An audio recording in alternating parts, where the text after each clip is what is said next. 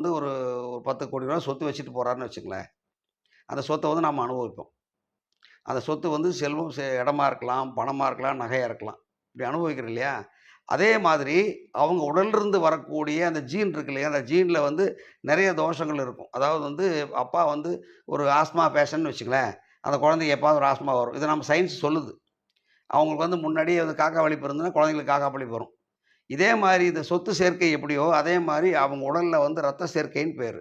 அந்த ரத்தத்தில இருக்கக்கூடிய அந்த ஜீன் ஆனது இந்த குழந்தைக்கு வந்துரும். அப்போ அவங்க நாகதோஷம் அப்டின்னா என்ன அப்டின்னா, ஒரு பாம்ப வந்து இணையும்போது அடிச்சிருப்பாங்கன்னு வச்சுக்கங்களேன் உதாரணத்துக்கு. அடிச்சிருப்பாங்க. அடிச்சோனே அவங்களுக்கு ஒரு பயம் வந்துரும். நம்ம வந்து பாம்பு அடிச்சிட்டோம்னு ஒரு பயம் வந்துரும். இந்த பயம் என்ன பண்ணும்னா, அந்த ரத்த அணுக்கள்ல கலந்துரும். பாம்ப வந்து நம்ம இது பண்ணிட்டோம். பாம்பு வந்து நம்மனால பாதிக்கப்பட்டுருச்சு அப்டி வேற யாராவது என்ன சொல்லுவாங்க, போய் பாம்பு அடிக்கலாமா? போய் உடனே வந்து அதுக்கு பால ஊத்தி எல்லாம் பண்ணினோனே, அது ஒரு உயிர் மாரியே, ஒரு மனிதர்கள் மாரியே அத என்ன பண்ணுவாங்கன்னா, அடக்கம் பண்ணுவாங்க. எரிப்பாங்க. ஏதோ ஒண்ணு செய்வாங்க. இந்த பதிவு வந்து அவங்க முன்னோர்கள்ட்ட ஆயிரும். அந்த பதிவினுடைய ரத்த ஓட்டம் என்றைக்கு நடக்குதோ, அன்றன்னைக்கு இந்த உயிர் உருவாச்சுன்னு வச்சுக்கங்களேன், அந்த உயிருக்கு இந்த பதிவு வந்துரும். பதிவு வந்தோனே என்ன தெரியுமா? அந்த உடல் அந்த மாரி மாறிரும். இது வந்து விஞ்ஞானபூர்வமா நெறைய பேர் ஆதாரபூர்வமா சொல்லியிருக்கிறாங்க. இது வந்து மாயை கிடையாது. ஏமாற்று வேலை கிடையாது. இது ஜீன்ல வரக்கூடியது. ஏன்னா, அப்பா மாரி பேசுவான், அப்பா மாரியே பாடுவான், அப்பா மாரியே நடப்பான்லாம் சொல்றோம்ல. சேம் அதே தான். அப்பா மாரியே பயப்படுவான். அந்த பயம் வந்து இந்த உடல்ல இருக்காது. அந்த ஜீன்ல வந்துரும். அந்த பயம் வந்து எலும்புல வந்து கலந்து, அந்த எலும்பு வந்து வளைஞ்சு தான் இருக்கும். இப்படி வளையணுன்ற ஒரு நிர்பந்தமெல்லாம் கிடையாது. ஜீன்ல வந்துரும். அப்புறம் அந்த எப்பவாவது கழியணும்ல நமக்கு. நம்ம நம்ம சாஸ்திர விதி என்ன சொல்லுதுன்னா, ஒரு 7 ஜென்மத்தில இருக்கக்கூடிய பாவங்கள் எப்பவாவது கழியணும்னா, யாருக்கு இந்த மாரி வருதோ அதோட அந்த ஜென்மம் முடியுதுன்னு அர்த்தம்.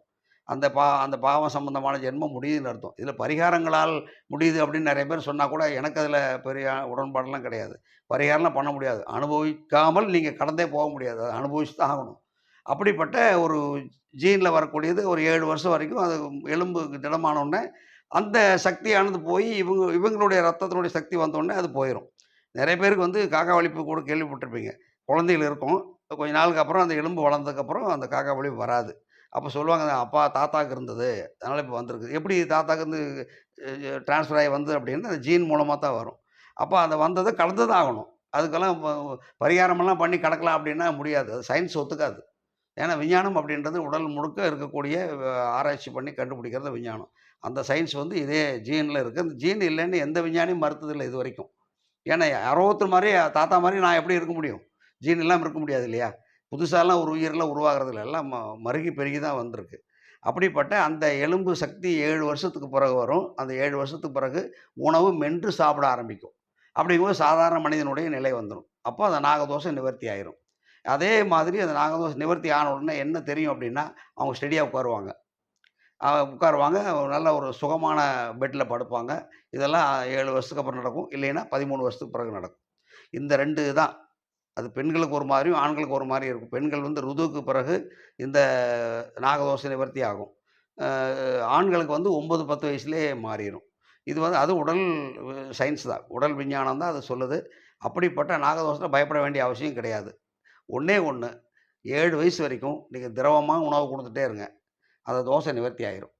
அது தன்னுடைய அந்த எலும்ப வந்து ஸ்ட்ராங் பண்ணி அது கொண்டு போய்க்கும். அதுக்கு முன்னாடியே உணவு மென்னு மென்னு சாப்பிடுறவங்களுக்கு தான் இந்த இது ஜீரணமாகாம, அந்த ஜீன்ல அந்த கலந்த ரத்தம் வெளிய போகாம 18 வயசு, 20 வயசு வரைக்கும் அது கன்டின்யூ ஆயிட்டே வரும்.